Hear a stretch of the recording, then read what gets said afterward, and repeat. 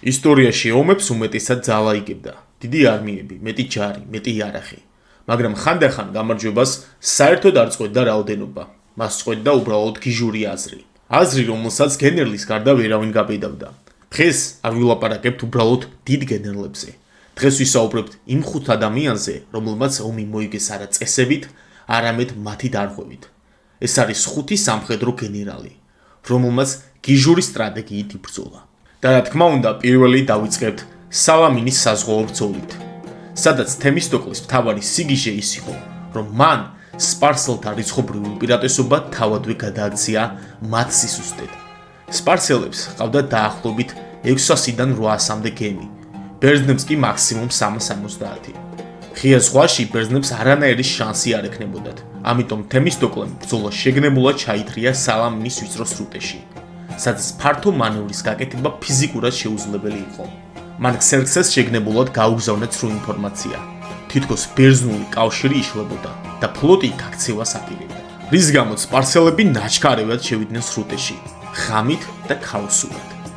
ბერძნული ფლოტი განლაგდა ნახევარწრიულად, თითქოს მოხრილი კედელი შეექმნათ. ცენტრში იდგნენ ათენური ტრიერები, ფლანგებზე სპარტელები და ეგინელები. ეს განლაგება იყო კრიტიკული, როცა სპარსული გემები სრუტეში შევიდნენ, უკანა რიგები წინ წაწვდნენ. წინა გემებს სივრცე აღარ ჰქონდათ, ერთმანეთს ეჯახებოდნენ და წყობა ირღვეოდა. სწორედ ამ მომენტში ბერძნებმა დაიწყეს შეტევა, არა ქაოსურად, არამედ რიგების შენარჩუნებით. ბერძნული ტრიერის მთავარი იარაღი იყო ბრინჯაოს სხვირი, ძიმე მახვილი მეტალის ნამგალი, რომელიც გემის სხვირზე იყო დამაგრებული, წყლის ხაზის ოდნავ ქვემოთ. ტრიერა მაღალი სიჩქარით შედიოდა მტრის გემის გვერდში.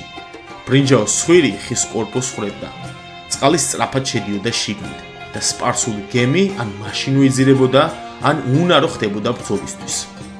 სპარსული გემები უფრო მაღალი და მძიმე იყო. ეკიპაჟი ხშირად ცუდად იყო მომზადებული საზღვაო მანევრისთვის, ხოლო ვიწრო სივრცეში ისინი ფაქტობრივად მოძრავ სამიზნეებად იქცნენ. კიდევ ერთი კრიტიკული ელემენტი იყო ფსიტალიის კუნძული, პატარა, მაგრამ სტრატეგიულად უმნიშვნელოვანესი მიწის ნაკვეთი სალამინის სრუტეში.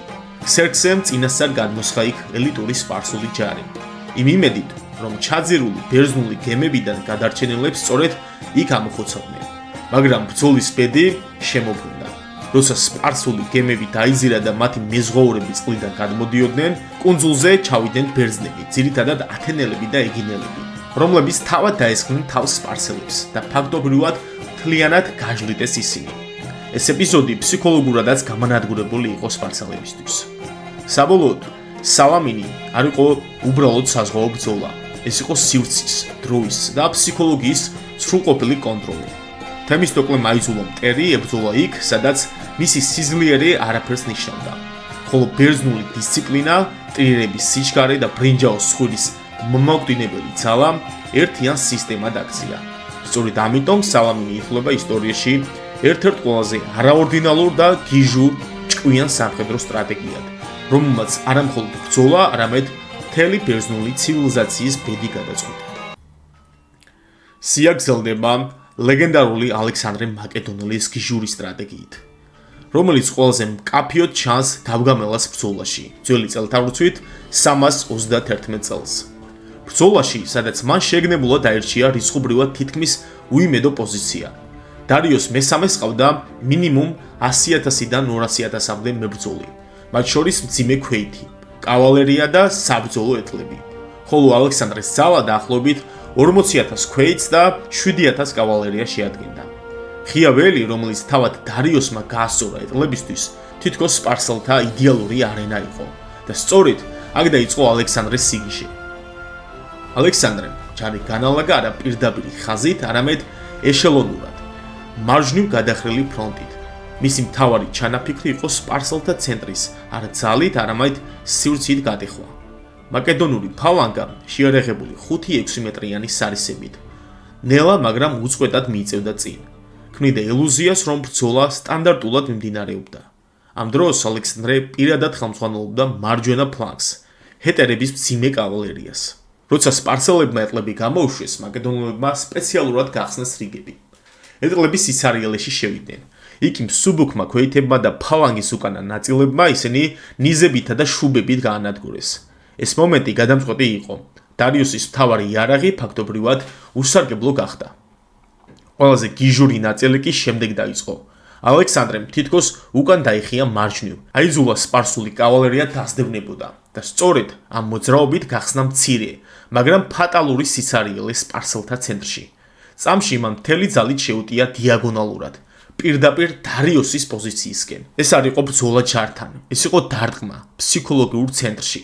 როცა ალექსანდრემ თავისი ჰეტერებით ცენტრში შეიჭრა, დარიუსმა ბრძოლა წაგებულად ჩათვალა და გაიქცა. მაკედონელთა გამარჯვება რეალურად დაიწყო არა რიცხვებით, არამედ დროის ზუსტად შერჩეული მომენტით. ალექსანდრემ კი იცოდა, რომ სპარსული არმია დაიშლებოდა არა მაშინ, როცა დაიხოცებოდა, არამედ მაშინ, როცა მეფე მოხსნიდა თავს ბრძოლის ველიდან. ეს იყო სიჩქარის, მანევრის და ფსიქოლოგიის სრულყოფილი სინთეზი. ალექსანდრემ მაკედონელის გიჟური სტრატეგია მდგომარეობდა იმაში, რომ მან ბრძოლა გადაქცია ერთ სწრაფ ქირურგიულ დარტყმად. მან არ სცადა მთელი არმიის დამარცხება. მან დაამარცხა მტრის ნება. სწორედ ამიტომ გავგამელა ითვლება ერთ-ერთ ყველაზე გაბედულ და არაორდინალურ სამხედრო ოპერაციად ისტორიაში. სია გრძელდება არანაკლებ გიჟური სტრატეგიით, რომელიც ჰანიბალ ბარკას უკავშირდება. კაცის, რომელმაც გადაწყვიტა, რომ რომზე იქიდან დაერტყა, საიდანაც ამას არავინ ელოდა. ძველი წელთაღრიცხვით 218 წელს ჰანიბალმა მიიღო გადაწყვეტილება, რომელიც იმ ეპოქისთვის პრაქტიკულად სიგიჟედ ითვლებოდა. სპილოებით, ქვეითებით და კავალერიით ალპების გადალახვა. საუბარია დაახლოებით 50,000 ქვეითზე, 9,000 კავალერისზე და 37 საბრძოლო სპილოზე. ალპები მაშინ არა უბრალოდ მთები, არამედ ბუნებრივი კედელი იყო, რომელსაც რომი უსაფრთხოების გარანტიად მიიჩნევდა.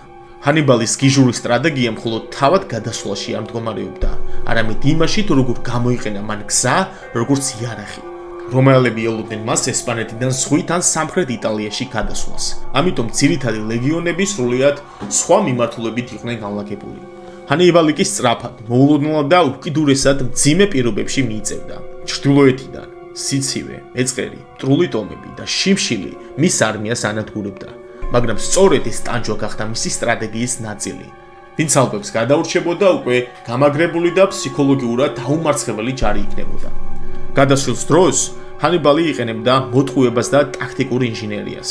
როცა ერთ-ერთი მთის უღელტეხილი მტრულმა ტომებმა გადაკეტეს, მან ღამით ცეცხლი დაანთებინა ხარებს რქებზე, რითაც მტერს შეექმნა შთაბეჭდილება, რომ კართაგენელები სხვა მიმართულებით გადაადგილდებოდნენ. ამასობაში ძირითადი ძალები რეალურ გზაზე გადაადგილდებოდა. ალპების გადალახვის შემდეგ ჰანიბალის არმია რისხობრივად თითქმის განახევრებული იყო, მაგრამ სტრატეგიულად მან უკვე მოიგო.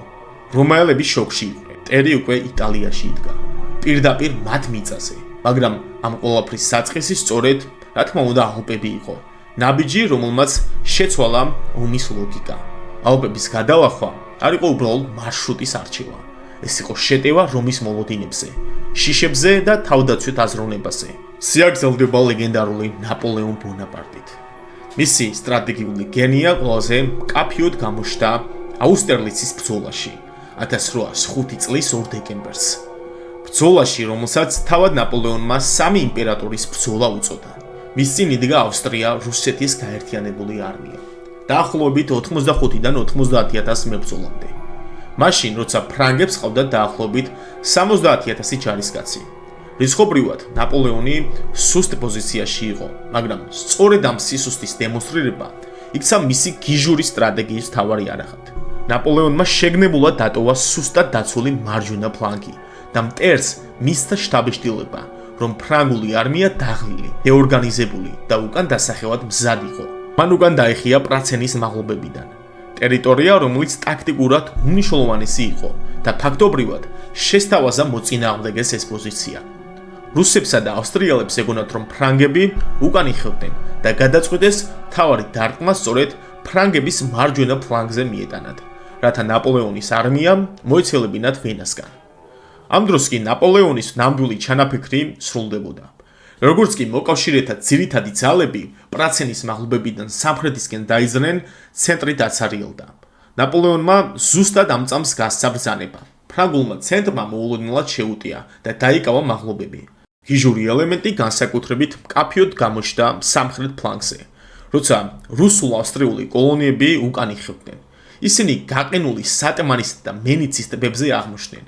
ფრანგულმა არტილერიამ ცეცხლი გახსნა ყინულზე. ჭურვებმა ყინული დაამსხვრია. ადამიანები, ცხენები და არტილერია წყალში ჩაიცირა. ნაპოლეონის აუსტერლიცი არ იყო უბრალოდ ტაქტიკური გამარჯვება. ეს იყო სრულყოფილი სპექტაკლი, სადაც მტერს თავად ათამაშებინეს ნაპოლეონის დაწერილი სცენარი.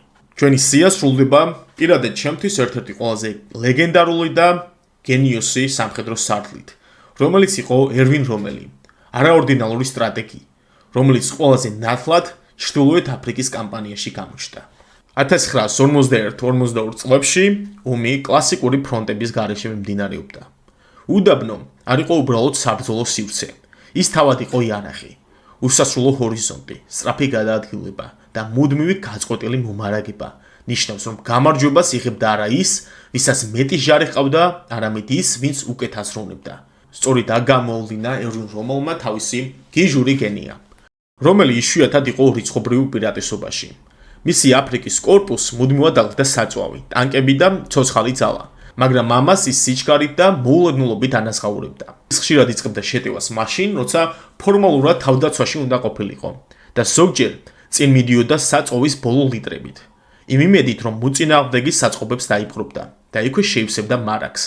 ეს იყო აზარტული, უკიდურესად სარისკო სტრატეგია, მაგრამ უდაბნოში ხშირად ამართლებდა. ერთ-ერთი ყველაზე არაორდინალური და ნაკლებად ცნობილი ხრიკი იყო დაზვერვის მოთხოვება, რომელმაც ზუსტად იცოდა, რამდენად დიდ მნიშვნელობას ანიჭებდნენ ბრიტანელები საჰაერო და ვიზუალურ დაზვერვას. მან გასცა ბრძანება, რომ თხელი მეტალისა და ხისგან ამოიჭრა ტანკის ფორმის სილუეტები და ისინი სარტვირთო მანქანებზე, ჯიპებზე და ტრაქტორებზე გვერდიდან დაემაგრებინათ. შორიდან, ტვერში და მზის ფონზე ეს მანქანები ნამდვილად ტანკებად ჩანდა. ბრიტანული ავიაცია ანგარიშებში აფიქსირებდა ტანკების დიდ კონცენტრაციას, იქ სადაც რეალურად მხოლოდ ლოჯისტიკური კოლონიები მოძრაობდნენ. ამ ხრიკით რომელი ქმნიდა ელუზიას, თითქოს მისი ჯარი ბევრად უფრო ძლიერი იყო, ვიდრე სინამდვილეში. მოწინააღმდეგე ძალებს არასწორად ანაწილებდა, აძლიერებდა დაცვას, იქ სადაც რეალური შეტევა არ იგეგმებოდა, ხოლო ნამდვილ დარტყმის მიმართულებას სუსტად ტოვებდა. ეს არ იყო უბრალოდ კამუფლაჟი, ეს იყო ფსიქოლოგიური ომი, სადაც ბრძოლა მტრის თვალებში მიმდინარეობდა. მანევრებში რომელი იყენებდა მცირე, სწრაფ ტანკურ ჯგუფებს, რომლებიც მუდმივად ცვლიდნენ მიმართულებას. ის იშვიათად იბრძოდა ერთ ხაზზე. შეტევა იწყებოდა თითქოს ერთ წერტილში, მაგრამ მოულოდნელად ჩნდებოდა სრულიად სხვა მიმართულებით. სწორედ ასე განხორციელდა გაზალას ოპერაციის დროს ეგრეთ წოდებული მარცხენა კაუჭი, როცა გერმანულმა ჯავშანტექნიკამ უდაბნოს ღრმა მონაკვეთით შემოუტია ბრიტანელთა უკანა ხაზებს და მთლიანად აუარია მათ ბრძოლის გეგმა, რომელი ხშირად პირადად მიდიოდა წინა ხაზზე, რაც მაღალი რისკი იყო, მაგრამ აძლევდა ერთ გადამწყვეტ უპირატესობას, დაენახა რეალური სურათი. ის ბრძოლის სულს ადგილზე კითხულობდა და გადაწყვეტილებებს წამებში იღებდა. უდაბნოში, სადაც სიტუაცია წუთებში იცვლებოდა, ეს ნამდვილად გადამწყვეტი იყო. გენერლებს ერთი რამ აერთიანებთ. ისინი არ ემორჩილებოდნენ წესებს, ისინი არ ღვევდნენ სამხედრო დოგმებს, რისკავდნენ ყველაფერს და ხშირად მოქმედებდნენ ისე, როგორც სხვებს სიგიჟეთ ეჩვენებოდათ.